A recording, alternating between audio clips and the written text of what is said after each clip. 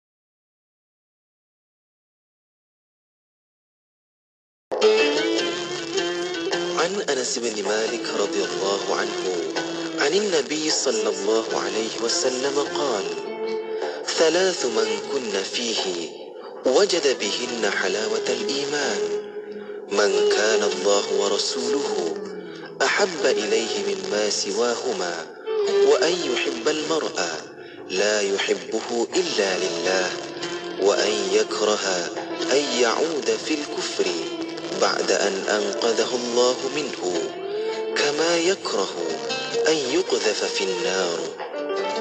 Daripada Anas bin Malik radhiyallahu anhu, bersabda Rasulullah sallallahu alaihi wasallam, 3 perkara apabila terdapat pada diri seseorang, ia merasai kemanisan iman. Siapa yang cintanya kepada Allah dan Rasulnya lebih daripada cintanya kepada yang lain.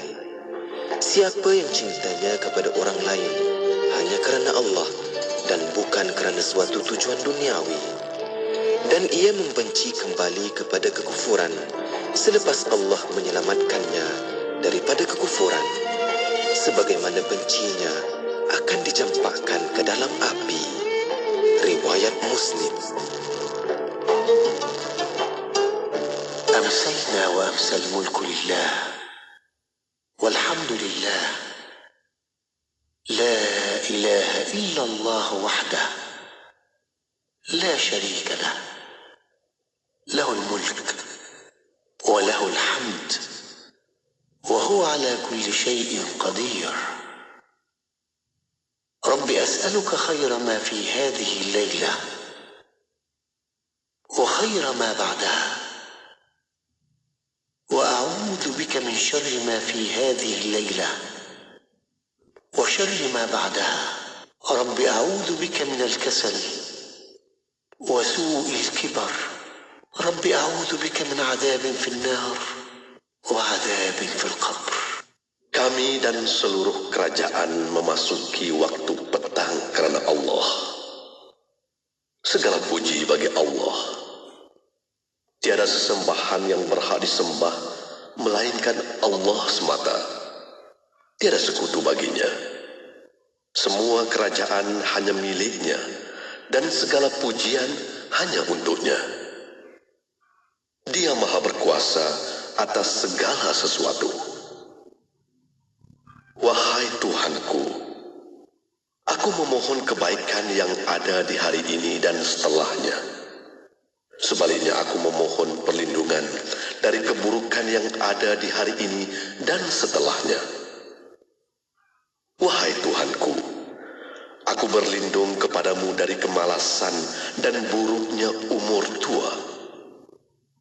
Wahai Tuhanku, aku berlindung kepadamu dari azab neraka dan azab kubur. Allahumma salli ala Muhammad wa ala ali Muhammad fil awwalin wal akhirin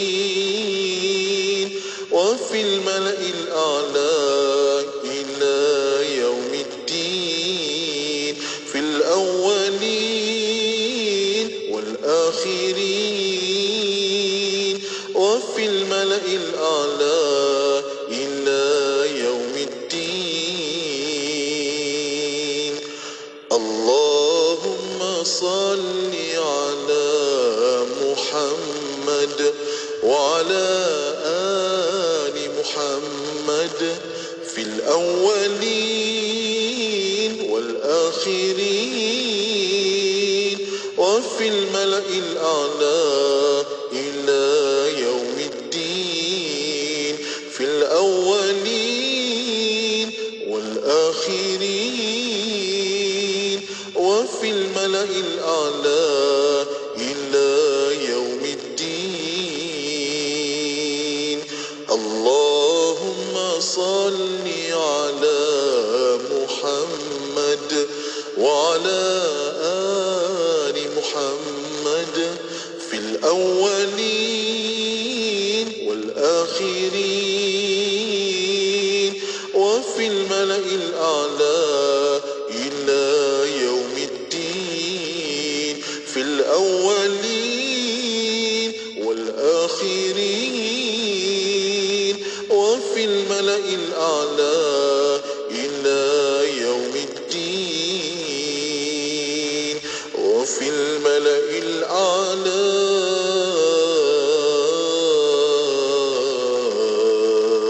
إلى يوم الدين.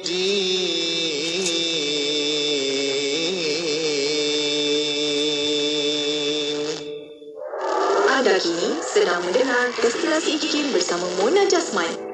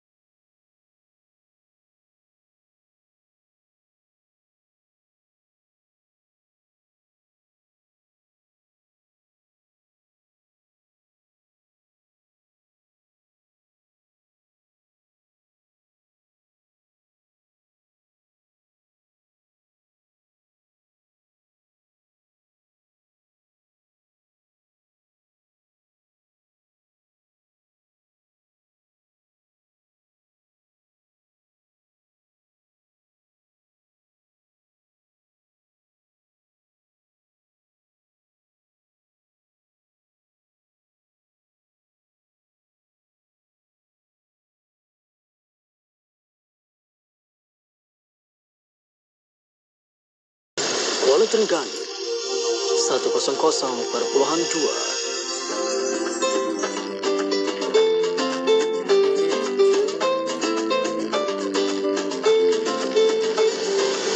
يا من أتيت فزدت حبنا أسعدتنا وجمعت شملنا أنت هدية من الله لنا بعد انتظارنا لك طول السنة فيك السرور والهنا حمدا لك يا ربنا عيد سعيد let's enjoy this happy day عيد مبارك come on let's celebrate عيد سعيد let's enjoy this happy day عيد مبارك come on let's celebrate celebrate let's celebrate Allah Allah thank you for this day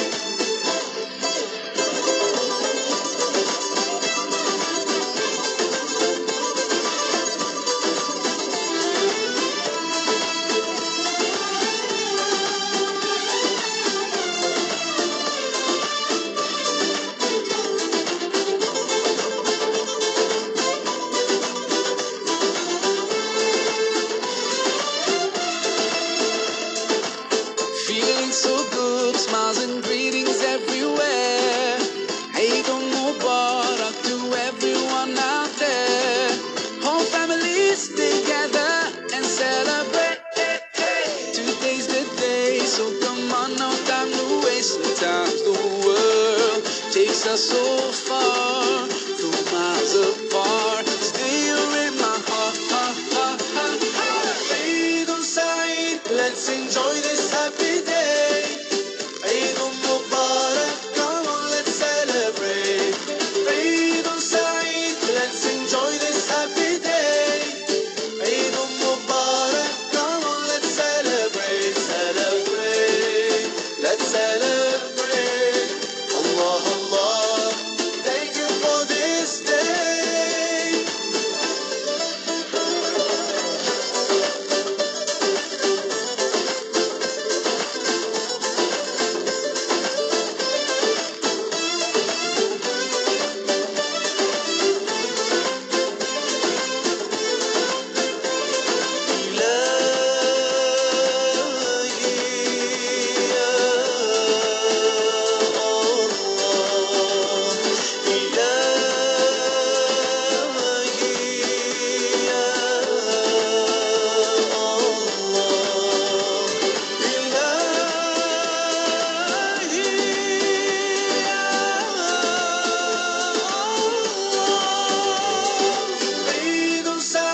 Let's enjoy this happy day. Eid Mubarak, come on, let's celebrate. Eid Saeed, let's enjoy this happy day. Eid Mubarak, come on, let's celebrate. Eid Saeed, let's enjoy this happy day. Eid Mubarak, come on, let's celebrate. Eid Saeed, let's enjoy this happy day. Eid Mubarak, come on, let's celebrate, celebrate, let's celebrate. Allah, Allah, thank you for this day. استمروا معنا في إذاعتكم إذاعة معهد الوعي الإسلامي الماليزي لمباه كلان 91.5 FM. بسم الله الرحمن الرحيم. الحمد لله رب العالمين والصلاة والسلام على أشرف الأنبياء والمرسلين سيدنا Muhammad وعلى آله وصحبه أجمعين. Assalamualaikum warahmatullahi taala wabarakatuh. Pada para pendengar yang masih setia bersama kami di Radio Institut Kefahaman Islam Malaysia Radio IKIM, alhamdulillah untuk waktu ini masih bersama Destinasi IKIM menemani anda sehingga jam 7 malam nanti. Dan untuk waktu ini bersama Destinasi IKIM, insya-Allah kita akan bersama rancangan setiap hari Khamis. Alhamdulillah bersama rancangan Imanuna, Iman Kami. Dan untuk para pendengar boleh tonton di YouTube IKI Media. Untuk anda juga boleh hantarkan soalan melalui WhatsApp konti 01129004 dan juga boleh tinggalkan di YouTube IKI Media. Dan untuk waktu ini kita akan bersama di talian bersama yang berusaha Dr. Aiman Al-Lakiti, Pensyarah Jabatan Usuluddin Universiti Islam Antarabangsa Malaysia. Untuk waktu ini dialurkan kehadirannya. Assalamualaikum Doktor. Waalaikumsalam warahmatullahi wabarakatuh. Apa khabar Doktor? Kaifa haluka? Alhamdulillah bikhair, kaifa haluki? Alhamdulillah ana bikhair insya-Allah. Terima kasih Doktor masih meluangkan masa untuk Imanuna pada petang ini. Dan untuk rancangan Imanuna bersama Doktor kita akan bincangkan tentang pembahagian perkara yang wujud. Dan untuk waktu ini sebagai mukadimah silakan Doktor. Bismillahirrahmanirrahim. Alhamdulillahi rabbil alamin. Assalatu wassalamu ala ashrafil anbiya'i wal mursalin wa ala alihi wa ashabihi ajma'in wa la hawla wa la quwwata illa billahil alil azim. Allahumma la sahla illa ma ja'altahu sahla wa anta taj'alu hazana iza syi'ta sahla. Rabbi shrah li sadri wa yassir li amri wahlul 'uqdatam min lisani yafqahu qawli, amma ba'du. Pada yang terhormat ini Datin Mona, Doktor. pada segenap ahli akademik di Institut Kefahaman Islam Malaysia, kepada segenap para alim ulama, para imam, para masyayikh yang berada di luar sana, wabil khusus kepada segenap hadirin wal hadirat hafizakumullah. InsyaAllah pada hari ini kita akan meneruskan pengajian kita kitab Al-Muqaddimat karangan Al-Imam As-Sanusi rahimahullahu ta'ala. Sebelum kita mula, hadirin wal hadirat pendengar setia Radio IKIM, pernah saya jelaskan pada pertemuan awal tahun ini tentang Al-Muqaddimat. Jadi Muqaddimat ini ibarat kitab, kalau terjemah bahasa Inggeris prolegomena, atau dia kunci untuk memahami perbahasan akidah yang disusun oleh Imam As-Sanusi daripada kitab yang paling besar dipanggil dengan Akidah Kubra sampailah kitab yang paling kecil dipanggil dengan Sughra As-Sughra atau kecil dan kecil. Hadirin wal hadirat hafizakumullah. Jadi oleh sebab itu kitab ini ibarat macam kunci lah. Kunci untuk memahami kitab-kitab Al-Imam As-Sanusi di dalam ilmu akidah. Maka apabila kitab itu bersifat seperti itu, maka kita tak terkejutlah di dalam kitab ini perbahasan akidah yang kita bahas berbeza dengan kitab-kitab yang lain. Dari segi apa? Bukan dari segi isinya, tapi dari segi susunan dan perbahasannya. Inti akidah tidak akan boleh berubah kerana perbezaan kitab dalam ahli sunnah ini adalah perbezaan yang bersifat apa dia panggil manhaj. Ini maksud dia hanya cara mempromotkan dia, hanya cara membentangkannya yang berbeza. Tapi akidah tetap sama. Jadi akidah tak ada istilah berkembang. Yang berkembang itu madhab, penulisan dan cara, gaya untuk represent akidah itu kepada audience sesuai konteksnya juga. Maka hadirin wal hadirat hafizakumullah. Jadi pada pertemuan yang lalu kita membahas panjang iaitu tentang sebab-sebab kekufuran dan kebid'ahan.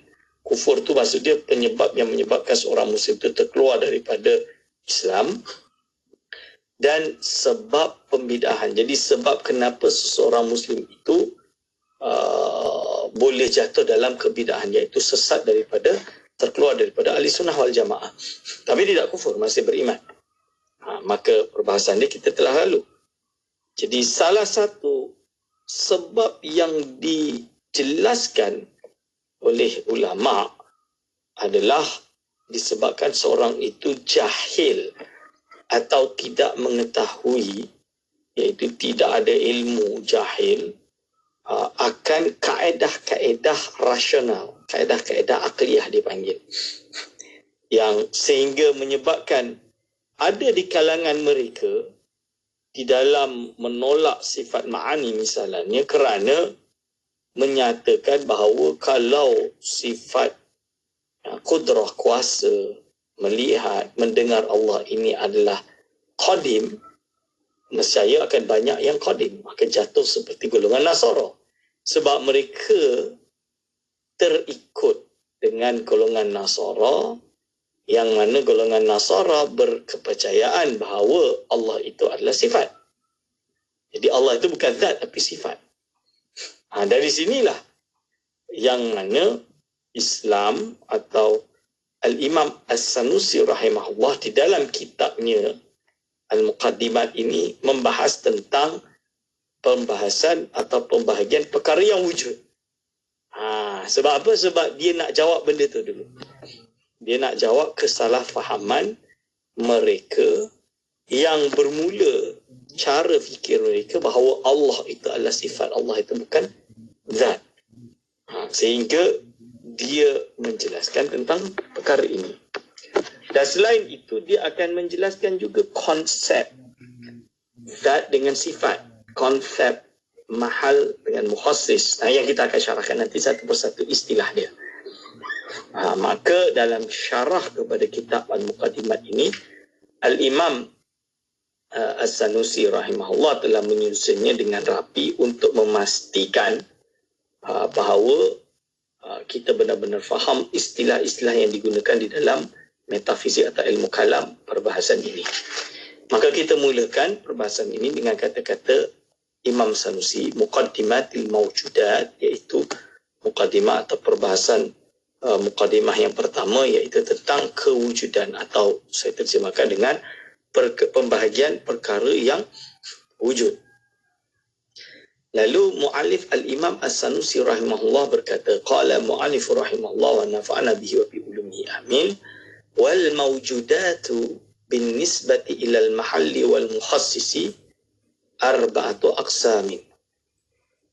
Jadi yang pertama al-mawjudatu.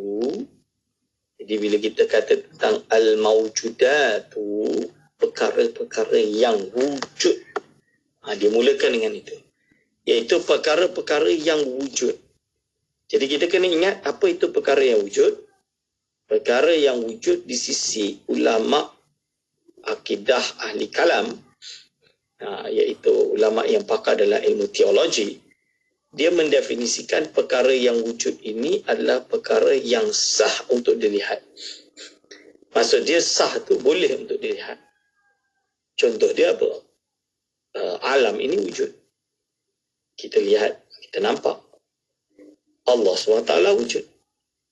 Tak nampak Ustaz. Di dunia tak nampak.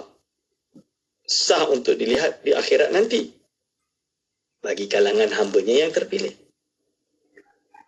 Contoh dia, roh wujud. Roh boleh dilihat nanti di akhirat. Atau kita dah meninggal. Kita dah meninggal, kita nampaklah roh.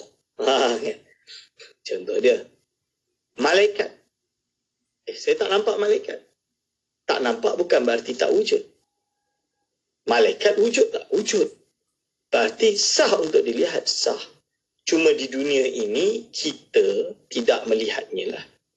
Tapi di kalangan hamba Allah Subhanahu Wa Taala harus untuk melihat dia. Contoh dia para anbiya, para nabi, mereka dapat melihat malaikat. Contoh dia malaikat Jibril alaihi salam dan lain-lain di kalangan para nabi. Ini perbahasan dah lalu. Kan? Selain nabi macam mana? Asasnya terhalanglah. Kita terhalang. Tapi ada di kalangan para awliya-Nya, para walinya yang mungkin Allah SWT buka kasyafnya, wallahu alam. Tapi mereka tidaklah mendapatkan wahyu. Kerana kalau wahyu itu untuk para nabi. Sedangkan para awliya, mereka tidak. Kalau mereka tiba-tiba menyatakan mendapat wahyu, maka ini menunjukkan pendustaan dan boleh menggugurkan iman. Ini adalah maksud al-mawjudat. Hadirin wal hadirat, hafizakumullah, dan insyaAllah kita akan bahas lagi setelah ini. Ya, insya-Allah. Alhamdulillah. Terima kasih Doktor atas pencerahan, dan untuk waktu ini kita akan berehat seketika. Kita akan kembali selepas ini. Untuk para pendengar, boleh hantarkan soalan anda melalui WhatsApp konti 01129004 dan juga boleh tinggalkan soalan anda di YouTube Iki Media. Berehat seketika, kembali selepas ini untuk anda terus setia bersama kami hanya di Destinasi IKIM. استمروا معنا في إذاعتكم إذاعة معهد الوعي الإسلامي الماليزي لمبah Kelang 91.5 FM.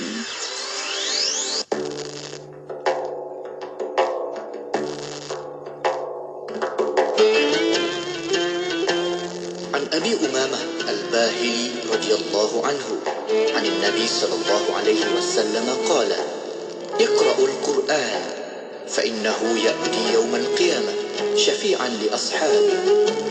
Daripada Abu Umamah Al-Bahili radhiyallahu anhu, Nabi SAW bersabda, bacalah Al-Quran, sesungguhnya ia akan datang pada hari kiamat, memberi syafaat kepada golongannya. Hadis riwayat Muslim.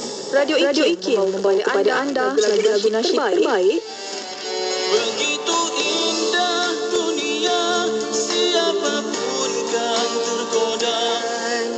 Ya Muhammad Rasulullah. IKIM memberi anda lagu-lagu nasyid yang mengusik jiwa. Akan terjadi. IKIM, inspirasi Inforia Islami.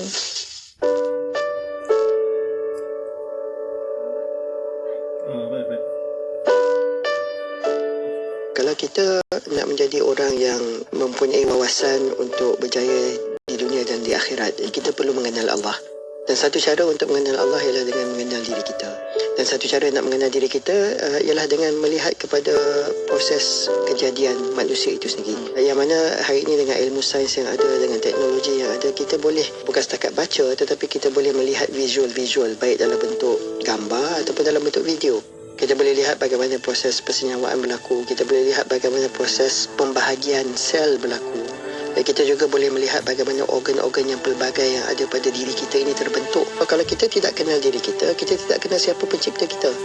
Jadi apabila kita mula mengenali diri kita, kita akan ada kesedaran tentang pencipta, dan kita akan ada keyakinan bahawa pencipta itu adalah Allah Subhanahu Wa Taala. Maka insya-Allah kita akan kenal Allah Subhanahu Wa Taala.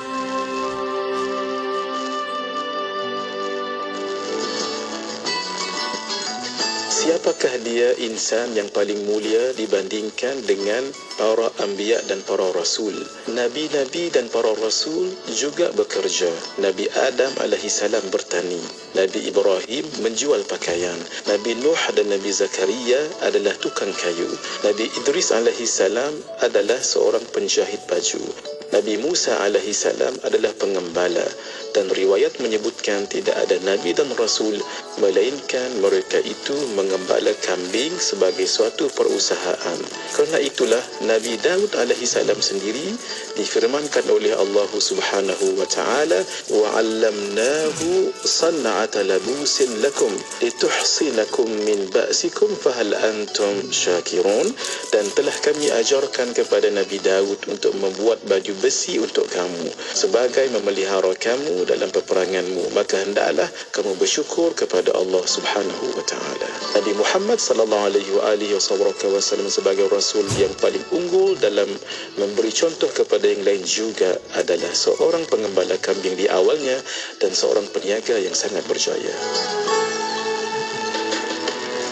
Daripada Ali bin Abi Talib radhiyallahu anhu, Rasulullah sallallahu alaihi wasallam bersabda, "Man un'ima alaihi ni'matun falyahmadillah, wa man istabta'a ar-rizq falyastaghfirillah, wa man ahzanahu amrun falyaqul la haula wa la quwwata illa billah." Maksudnya, sesiapa yang dikurniakan kepadanya nikmat, maka hendaklah ia memuji Allah. Dan sesiapa yang rezekinya payah dan susah, maka hendaklah beristighfar kepada Allah. Dan sesiapa yang dilanda kerunsingan, maka hendaklah diucapkan la haula wala quwwata illa billah. Hadis riwayat Al-Baihaqi.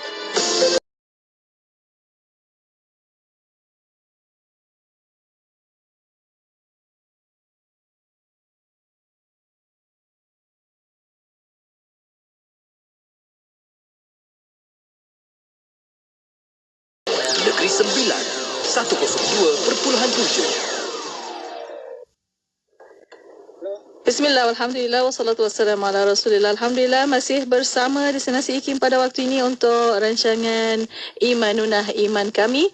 Dan untuk para pendengar, masih lagi bersama anda untuk petang ini bersama Yang Berusaha Dr. Aiman Al-Akiti, Pensyarah Jabatan Usuluddin Universiti Islam Antarabangsa Malaysia.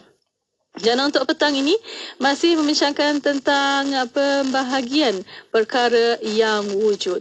Dan untuk petang ini masih lagi bersama anda, hantarkan soalan melalui WhatsApp konti 0111900404 dan juga boleh tinggalkan di YouTube IKIM Media. Untuk waktu ini bersama doktor, masih lagi nak bincangkan lebih lanjut tentang pembahagian perkara yang wujud. Silakan doktor. Bismillahirrahmanirrahim. Hadirin wal hadirah hafizakumullah. Jadi ini makna wujud. Perkara yang wujud iaitu perkara yang sah untuk dilihat. Perkara yang sah untuk dilihat. Sama ada kita tak nampak kerana terhalang di hijab, tapi suatu saat kalau Allah kehendaki kita akan nampak. Itu namanya sah untuk dilihat. Itu adalah perkara wujud. Semua perkara yang sah untuk dilihat adalah wujud. Lebih kurang macam tu. Hadirin wal hadirah hafizakumullah. Itu satu. Lalu disebut di sini wal mawjudatu, adapun perkara-perkara yang wujud binisbati ilal mahalli wal mukhassisi, kalau disandarkan atau dikaitkan dengan zat, iaitu al-mahal. Okey, pertama. Jadi kalau melihat dari sisi binisbat itu dikaitkan, maksud dia dilihat dari sisi al-mahal. Maksud al-mahal ni apa? Kalau kita terjemah, banyak orang terjemah mahal tu tempat. Mahal, mahalil julus, tempat duduk. Contoh dia. Indahul mahal, dia memiliki tempat, memiliki posisi. Tapi mu'alif atau pengarang kitab ini, iaitu dia syarahkan, dia jelaskan. Muraduhu, adapun yang dimaksud dengan mahal, bil mahal, iaitu murad yang dimaksud oleh pengarang dengan mahal di sini, tempat di sini, bukanlah tempat, tapi dia adalah adzat allati taqumu biha as-sifat. Jadi mahal itu adalah zat yang mana sifat ini berdiri atasnya. Maksud dia apa? Ibarat dia, tuan-tuan dan puan-puan. Kertas. Kertas ini adalah zat. Kertas ini ada sifat. Sifat dia apa? Contoh dia kertas putih. Kertas putih. Kertas putih, dia adalah zat yang bersifat putih. Kertas ini kertas, dia adalah zat. Dia ada sifat putih. Untuk kita bezakan, kalau saya pegang kertas ini, boleh tak saya kata saya pegang putih? Tidak boleh. Kerana putih tidak boleh dipegang. Putih adalah sifat yang berdiri pada zat kertas. So saya kena kata, saya memegang kertas. Saya membawa kertas. Saya tak boleh kata saya membawa putih. Kerana apa? Kerana putih itu berdiri pada zat tadi. Ini contoh dia. Ini ada dalam ilmu mantik, logik. Even though bukan Islamik, kalau belajar Aristotle. Aristotle dia ada panggil dengan, dia pada panggil dengan subjek. Dia panggil dengan subjek dia. Lepas tu dia punya sambungan dia. Kalau kalau ilmu grammar dia panggil predikat dia. Lebih kurang macam tu. Hadirin wal hadirat hafizakumullah. So jadi zat allati taqumu biha as-sifat. Yang dimaksud dengan mahal, iaitu tempat di sini atau mahal, jangan terjemahkan lah, kita sebut mahal bahasa Arab dia, itu adalah zat yang berdiri padanya sifat. La al-makanul ladhi yujawiruhu al-ajsamu. Bukanlah tempat, al-makan dengan maksud tempat, iaitu apa? Iaitu yang bersandar dengannya atau bercampur padanya atau berkongsi dengannya jisim-jisim. Jadi bukan contoh dia, saya duduk di sini, kanan saya ada si fulan, kiri saya di fulan. Tak, itu bukan perbahasan dia. Ini bukan yang dimaksud dalam perbahasan ini. Hadirin wal hadirat hafizakumullah. Kerana jisim-jisim yang berada di sebelahnya, ini dia tidak dipanggil dengan mahal. Okey, dia mahal dalam kondisi yang lain, tempat yang lain. Dia bukan makan tadi, bukan makan. Yang dia nak sebut dengan mahal di sini adalah mahal dengan maksud zat yang berdiri atasnya sifat. Itu. Jadi kalau kewujudan, eksistensi, all the existence disandarkan kepada zat, wal mukhassis dan mukhassis. Mukhassis ni apa pula? Kan? Mukhassis ni apa pula? Iaitu maksud mukhassis ini kalau diterjemahkan secara literal adalah pengkhusus. Maksudnya yang membuat khusus, pengkhusus. Tapi yang dimaksud dalam kondisi ini adalah al-fa'ilul mukhtar, iaitu zat yang mencipta, yang menjadikan. Alladhi yukhassisul mumkina al-hadisa bi jaizin aradahu duna jaizin lam yuridhu, iaitu zat yang akan mendetermin, yang menentukan perkara yang mungkin, dan perkara yang mungkin ni perkara yang ada possibilities, boleh tinggi, boleh pendek, boleh wujud, boleh tak wujud, boleh handsome, boleh tak handsome, boleh cantik, boleh tak cantik, boleh hijau, boleh hitam, boleh merah, boleh putih. Jadi alladhi yukhassis, yang akan mendetermin perkara yang mungkin tadi, yang ada banyak possibility, al-hadithah, yang baru dari tiada kepada ada, dijaizin dengan sifat harus yang lain, aradahu, yang dia kehendaki, duna jaizin lam yuridhu, bukan sifat harus yang tidak ia kehendaki. Ini. Jadi maksudnya apa? Mukhassis di sini adalah zat yang menentukan,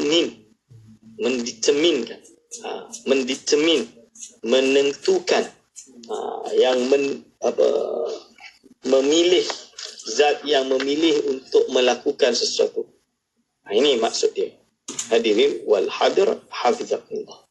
Jadi kewujudan sesuatu kalau disandarkan kepada zat dan perkara yang menentukan, pengkhusus, iaitu perkara yang menentukan, itu boleh terbahagi kepada arba'atu aqsamin, dibahagi kepada 4 bahagian, tuan-tuan dan puan-puan. Hadirin wal hadirat hafizakumullah. Jadi ada 4 bahagian. Pertama, kismun ghaniyun anil mahali wal mukhassisi. Bahagian pertama adalah jenis yang tidak perlu. Ghani itu maksud dia kaya. Kaya ni tak perlulah. Jenis yang tidak perlu pada zat, jadi tidak perlu kepada zat untuk ia berdiri atasnya. Dia tidak perlu pada zat untuk ia wujud. Itu maksud dia. Wal mukhassis, dan tidak memerlukan kepada pengkhusus lain yang mendetermin, yang menentukan nasib dia. Maksudnya yang menentukan akan dia. Ini tidak. Dan hal ini wahwa zatu maulana jalla wa adha, iaitu adalah zat Allah subhanahu wa ta'ala yang maha kuasa lagi maha agung. Hadirin wal hadirat hafizakumullah. Maksudnya, apakah perkara wujud yang dilihat dari sisi, iaitu adanya zat kepada zat dan mukhassis yang mendetermin.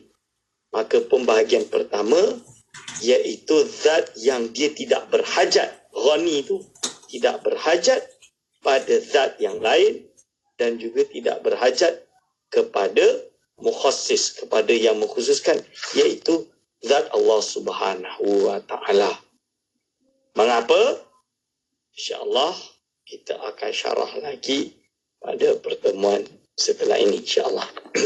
Ya, insya-Allah. Alhamdulillah. Terima kasih Doktor atas pencerahan, dan untuk waktu ini kita berehat sekali lagi Doktor dan para pendengar. Kita akan kembali selepas ini. Untuk para pendengar boleh hantarkan soalan anda melalui WhatsApp konti 01129004 dan juga boleh tinggalkan soalan anda di YouTube IKIM Media. Berehat seketika, kembali selepas ini untuk anda terus setia bersama kami hanya di Destinasi IKIM. Johor Bahru 106.2 FM. Al-Jazari. Al-Jazari, jurutera kebanggaan dunia Islam, masyhur dengan pelbagai alat dan penciptaan yang penting, termasuklah aci engkol, pam salingan dan robot berbentuk manusia. Namun demikian, satu lagi alat yang direka cipta oleh beliau, iaitu jam sebagai penunjuk waktu, yang membuatkan Al-Jazari begitu masyhur. Hal ini disebabkan jam begitu penting dalam kehidupan umat Islam, khususnya berkaitan dengan ibadah seperti solat. Jam gajah merupakan salah satu daripadanya. Jam ini terdiri daripada jam air yang digerakkan oleh pemberat berbentuk gajah. Kepelbagaian unsur pada jam ini berada di atas bentuk gajah itu. Unsur-unsur ini direka bentuk untuk bergerak dan menghasilkan bunyi pada setiap setengah jam. Lebih menarik, jam gajah berkenaan menjadi contoh terawal yang menampilkan kepelbagaian kebudayaan melalui teknologi. Sebagai contoh, gajah mewakili kebudayaan India dan Afrika, naga mewakili kebudayaan Cina, burung phoenix mewakili kebudayaan Mesir purba, aliran air mewakili kebudayaan Greek purba, dan serban mewakili tradisi masyarakat Islam. Ikuti laman Facebook IKIM FM.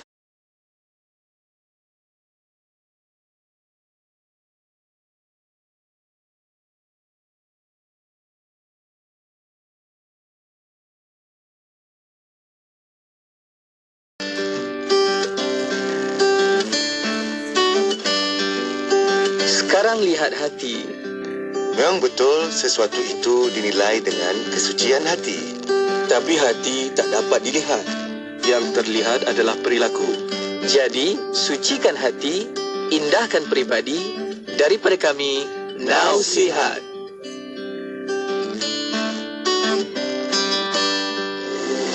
Satu jam setiap hari membangun motivasi diri. Dengarkan alunan ayat suci Al-Quran, zikir serta selawat yang menenangkan dan seruan azan dalam Renungan Hikmah setiap hari 7 hingga 8 malam di IKIM, Inspirasi Inforia Islami.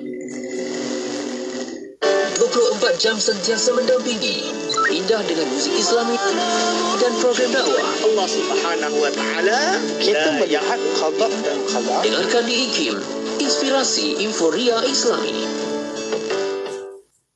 Inspirasi Inforia Islami hanya di Radio Institut Kefahaman Islam Malaysia. Terima kasih kepada anda yang masih setia bersama kami untuk waktu ini. Masih bersama Destinasi IKIM untuk rancangan Imanuna. Iman kami bersama yang berusaha, Dr. Aiman Al-Akiti, Pencara Jabatan Usuluddin, Universiti Islam Antarabangsa Malaysia. Dan Doktor masih membincangkan tentang pembahagian perkara yang wujud. Untuk anda boleh hantarkan soalan anda melalui WhatsApp konti 01129004 dan juga boleh tinggalkan soalan anda di YouTube IKIM Media. Untuk waktu ini masih bersama Doktor untuk lanjutan tentang pembahagian perkara yang wujud. Silakan Doktor.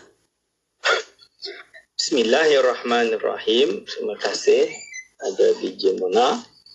fa idza arafta hadha, jadi kalau kamu semua dah faham perkara ini, maka muallif atau pengarang kitab ini Al-Imam As-Sanusi rahimahullah, dia menjelaskan bahawa kenapa Allah Subhanahu wa taala tidak berhajat kepada zat.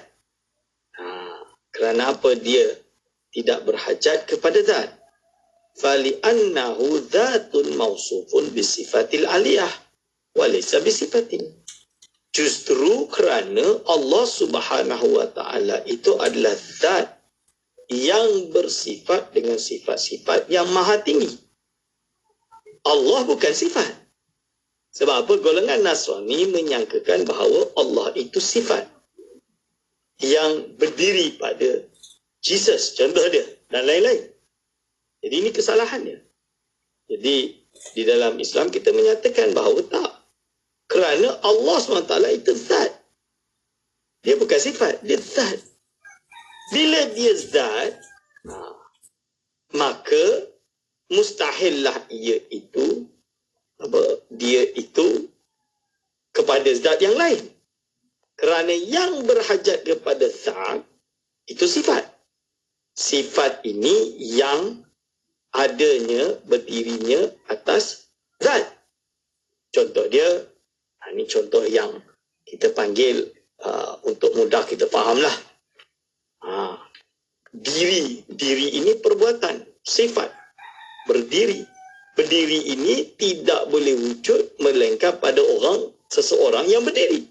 Contoh dia, kerana dia adalah sifat yang berdiri pada zat. Okay. So, apabila kita kata Allah SWT ini zat, maka zat ini dia tidak berhajat kepada zat yang lain. Dia adalah zat. Dan bukti dia Allah SWT secara pasti bersifat. Bersifat dengan apa? Maha mengetahui, maha mendengar, maha berkuasa, maha melihat, maha berkehendak, maha berfirman. Ini adalah sifat-sifat ma'ani. Dia tidak boleh berdiri pada sifat. Kalau Allah SWT sifat, bagaimana dia berdiri pada sifat? Mustahil. Maka itu yang dikata bahawa kerana Allah SWT bersifat dengan sifat-sifat ma'ani, nescaya Allah SWT ini bukanlah seperti anggapan golongan Nasrani, golongan Nasara, bahawa Allah itu adalah sifat. Bukan. Tapi Allah SWT itu adalah zat yang bersifat dengan sifat-sifat ma'ani tadi. Seperti kuasa, kehendak, ilmu, hidup, dengar, lihat dan firman. Ini dia hadirin wal hadirat abidakumullah. Maka jelaslah Allah SWT itu adalah zat. Dan zat tidak berhajat kepada zat. Kan? Zat itu bersifat. Jadi itu adalah perbahasan pertama tentang tadi.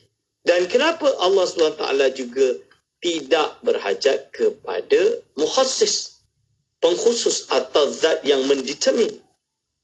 Kerana apa? Kerana Allah SWT itu wajib berwujud. Kewujudannya itu tidak dapat dibayangkan di akal ketidakwujudannya. Dalam arti ia mesti wujud.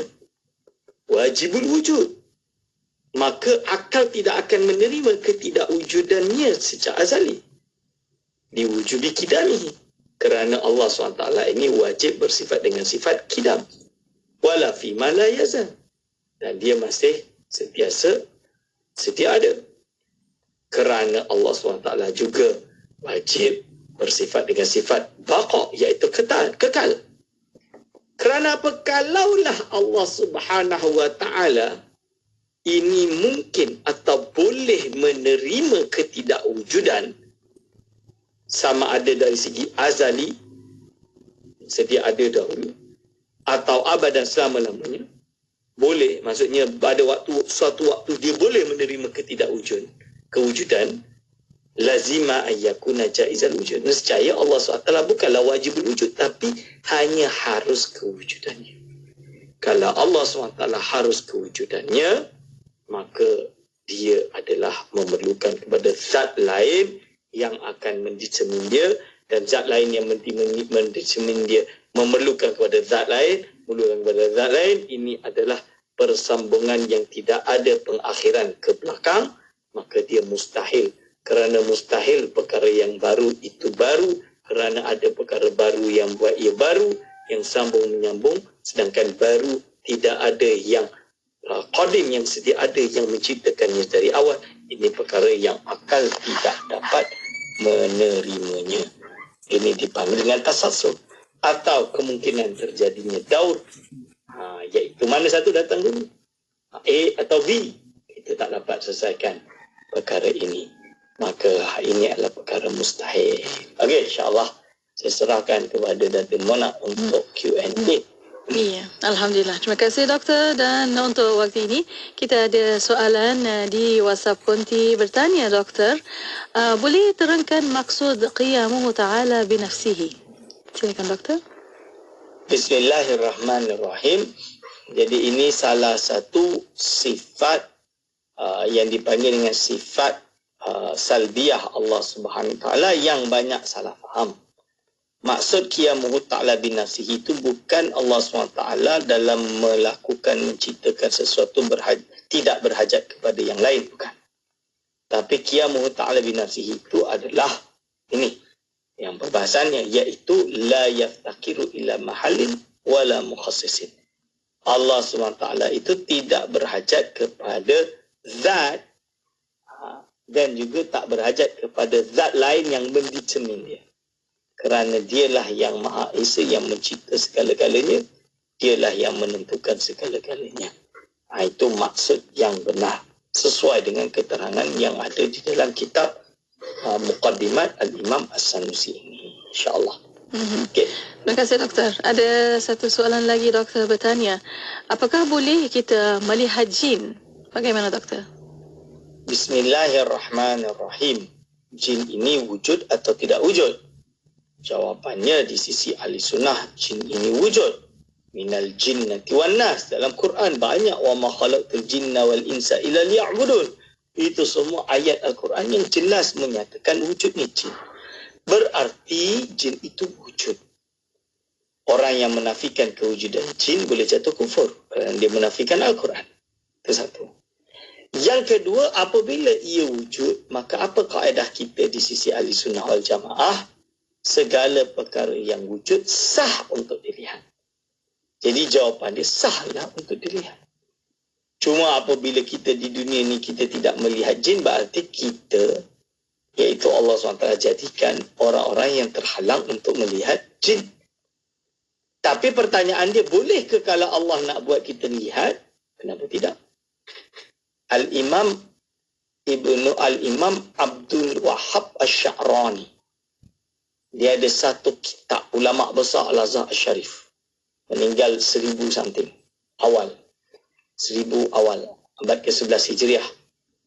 Dia ini berpengalaman pernah berdialog dengan jin, maka dia karanglah kitab tentang dialog dia dengan jin. Dan ini telah disebutkan oleh Syekh Arsyad Al-Banjari dalam kitabnya Tuhfatul Raghibin. Ini. Lalu pertanyaan kita, boleh tak kita lihat jin? Kalau Allah buka kasyaf, boleh. Kalau ada orang ngaku-ngaku dia lihat jin, biarlah dia mengaku. Yang penting, lihat apapun itu, syariat tidak berubah. Ibadah jelas wajib. Yang wajib tetap wajib. Yang haram tetap haram. Kalau dia kata dia lihat jin ke, dia lihat malaikat ke, dan malaikat Jibril kata kat dia, dia dah tak payah solat, malaikat Jibril kata kat dia halal bagi dia perkara yang diharamkan, itu jelas dusta dan boleh membawa kepada kekufuran kalau sampai membatalkan mahwa maklum minadim bitarrah. Itu pembeza dia di situ. Hadirin wal hadirat hafizahullah. Terima kasih doktor. Ada soalan terakhir pada waktu ini, bertanya, kenapa zat yang menentukan itu diberi nama mukhassis? Silakan doktor. Bismillahirrahmanirrahim. Kerana kita tahu segala makhluk dan isinya ini diciptakan oleh Allah, dan ia wujud atas kehendak Allah. Bahasa dia kehendak. Kehendak ni kalau bahasa Arab dia al-iradah. Sifat iradah Allah ni, cuba kita tengok. sifatun qadimatun qaimatun binafsi bidzatillahi ta'ala yatakhassasu biha. Jadi dengan, iaitu sifat yang wujud yang sedia ada, yang dengan sifat iradah ini Allah mendetermin, yatakhassasu, Allah mendetermin kullul mumkinati, segala perkara yang mungkin. Atas dasar itu, yang memberi menentukan kewujudan, ketidakwujudan dan lain-lain itu adalah Allah Subhanahu wa Ta'ala. Itu berarti bila dia menentukan, dia dianggap mukhassis. Jadi apabila kita kata ada perkara wujud yang tidak berhajat kepada mukhassis yang lain, iaitu Allah SWT lah. Kerana apa? Kalau Allah SWT berhajat kepada yang lain, nescaya dia itu bukanlah qadimah, tapi dia itu adalah zat yang baru berhajat kepada yang lain. Dan ini mustahil. Kerana Allah SWT adalah Tuhan yang mencipta segala alam, sekalian alam ini, maka dia ini jelas Allah SWT ini adalah zat yang maha kuasa, yang esa, yang tidak berhajat kepada perkara lain untuk mendeterminnya. Wallahu a'lam. Iya, alhamdulillah. Terima kasih doktor. Dan untuk waktu ini doktor tinggal sedikit masa lagi untuk kesimpulan dan kata-kata akhir. Silakan doktor. Bismillahirrahmanirrahim. Hadirin wal hadirat di petang yang mulia ini. Jadi kesimpulan yang dapat kita ambil dalam pengajian kita pada hari ini, bahawa segala perkara yang wujud itu, kalau melihat pada zat dan juga melihat kepada iaitu mukhassis, khusus atau zat yang menentukan, mendeterminnya, ia boleh terbagi kepada 4. Yang pertama adalah iaitu bahagian yang dia ini tidak berhajat kepada mahal, kepada zat dan juga kepada mukhassis yang lain, iaitu ia adalah zat Maulana, iaitu Allah Subhanahu wa Ta'ala Jalla wa Ala. Wallahu a'lam bissawab. Alhamdulillah. Di akhir ini terima kasih banyak-banyak kepada Dr. Aiman Al-Aqiti atas pertemuan untuk petang ini. Doktor, insyaAllah kita akan jumpa lagi pada minggu hadapan. Assalamualaikum. Waalaikumsalam warahmatullahi wabarakatuh. Alhamdulillah. Dan terima kasih juga kepada para pendengar, dan untuk para pendengar terus setia bersama kami di Destinasi IKIM, Inspirasi Euforia Islami. Wadah ilmu sepanjang hari, berkongsi santapan sanubari, pastinya hanya di IKIM, Inspirasi Euforia Islami. Subhanallah walhamdulillah wa la ilaha illallah wallahu akbar wa la hawla wa la quwwata illa billah. Subhanallah walhamdulillah wa la ilaha illallah wallahu akbar wa la hawla wa la quwwata illa billah. Inspirasi Euforia Islami.